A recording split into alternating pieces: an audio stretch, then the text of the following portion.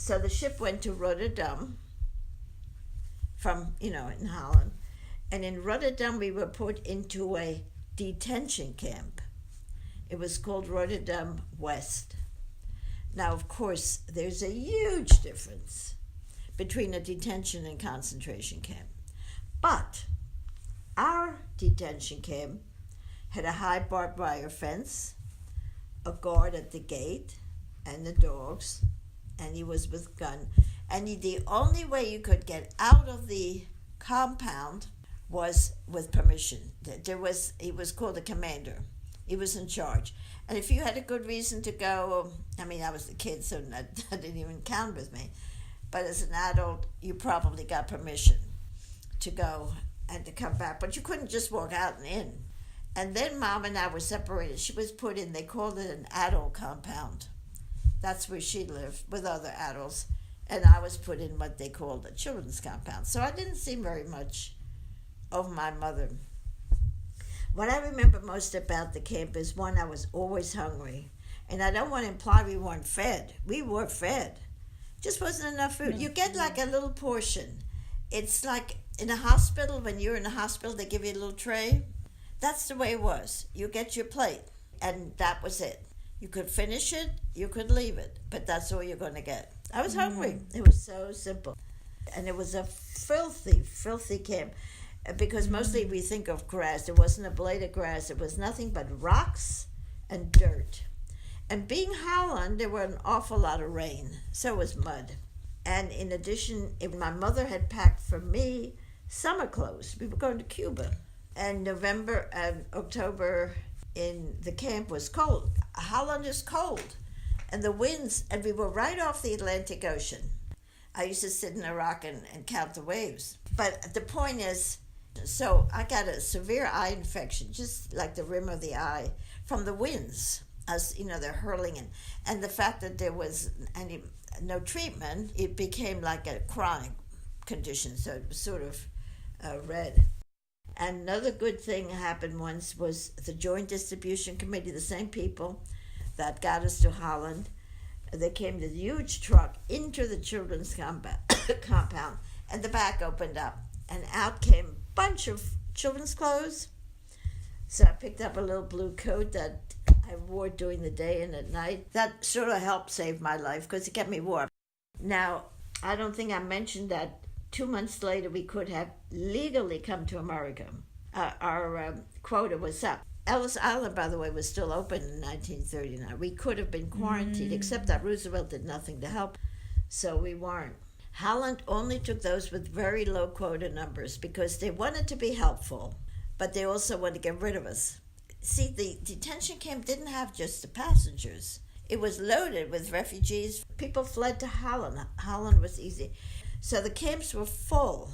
So Dad legally comes to the U.S. and he sends my mother in Rotterdam West a cablegram. And all it says is, I arrived safely in America, Miami, and I'm rushing to Washington. We were now legal to come, but there's still always papers he had to send to my mother, and probably some money because we had to take a ship. Anyway, then he said after he does it, he's going to go to Philly. He's going to get an apartment. So anyway, what happened was Mom gets the proper papers that he sends her, and she gets permission to leave the camp and go to the American consulate. She needs his help to come to America. He's supposed to get a ship for her. Of course, she pays for it, you understand, but he has to help her get. So she goes, and here's what the American consul said to her. He said, there's no more ships leaving Holland for America. And he recommended that she stays in the detention camp until the war is over. Now, my mother was smart enough to know that was really terrible advice. Luckily for us, and every survivor you talk to, I don't care who it is, somebody had a little bit of luck along the way.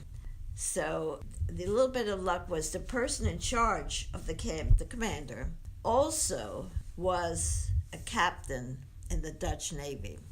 So she leaves the American consul and she goes to him and explains what he had said, the other one, And how is she going to get to America? Her husband is waiting for her. She's got the proper papers. She's got money for passage. So he says to her, it's true. There aren't any more ships leaving Holland. But then he said, so why didn't you go to Antwerp? Belgium, you can take a train. There's still ships going to America. Now, I am sure the American consul knew that. The idea was to keep us out. So he helped her get a passage on a ship. And then when we reached Antwerp, the Van Damme is the name of the ship that we took to come to America. But we had a wonderful surprise. Mom's younger sister, Liesel, and her husband, Walter, and I have a little cousin, were also going to America. Walter told me this story many years later.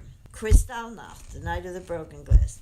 He was coming home from a job. He had parked his car, and he's ready to walk up the steps to enter his home. All of a sudden, he said, he's grabbed from behind by two German guys, strong guys, he said. They took him to the curb where there was a big, like a truck, and they threw him into the truck.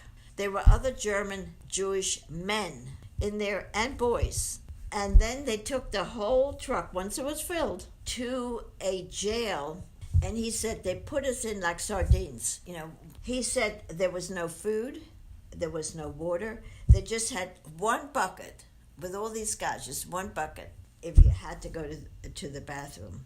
He said they were there the entire night. They stood. The next morning, they took them all out, put them on a train, and put them into Buchenwald.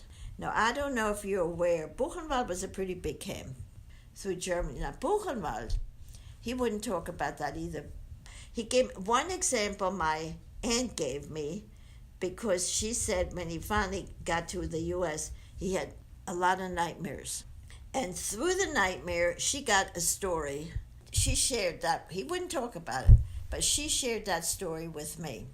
And they're put into these huts. And it was like, he was at the end on a cot, and there was like a small window right where he was. So each morning he would look at that out the window, and there was a big tree there. And he said every morning there was a Jew hanging on that tree. Every single when he woke up, his eyes went immediately to the window, and there was somebody hanging there. And one day when he turned and he looked, and his very best friend. He was never the same after that. He killed himself at 70. This is another thing that most people don't know. Oh, he's lucky he got out of a concentration camp. And you forget about it. Oh, but most of, not all, but most of them never forget. And at 70 years in America, and he was making a living, and he had a wife, and he had a son who was doing well in school. There's nothing wrong with him. But it showed me he never got over what happened to him. So in the Buchenwald, he said if a guard maybe had a fight with his wife, not if it was a foul mood. Do you ever wake up in a lousy mood? Yeah. I do. So you see a Jew, the Jew doesn't have to do anything. You can just shoot him. There's no rules or regulations. There's nothing. You want to be a nice guard and you want to give him a piece of bread, you can do that. But you can also do the complete extreme. Exactly. Yeah. Exactly. It's like men turn into animals, They turn into animals. So anyway, what happened to them was, there was back in 1939, now later on that didn't apply anymore. If you had a family member outside of Germany, and they gave you the proper papers, you would be allowed to leave the camp. Now, remember, my uncle is now taken to Buchenwald. My aunt doesn't know what the hell happened to him. She has to talk to the police. I mean, she can't go through the camps. Finally finds out that he's in Buchenwald. And she wants to get him out. And they tell her if he has family, they might be able to work something out. So he happens to have a big family in Luxembourg. So she writes to the family in Luxembourg, and they immediately sent the proper papers for him to go to Luxembourg. So he served a little less than a year. It took her months to finally find where her husband was. Then it took time to write the letter. It took time for them to respond. All these things take time. So by the time he left, almost a year. And then he went immediately to Luxembourg. And of course, she and my cousin, they immediately left Germany and went to Luxembourg. They wanted to be with their husband. From Luxembourg, they went to Antwerp and took the same ship, the Van Damme, to the U.S. that we did. Now, you understand, one sister didn't know about the other sister.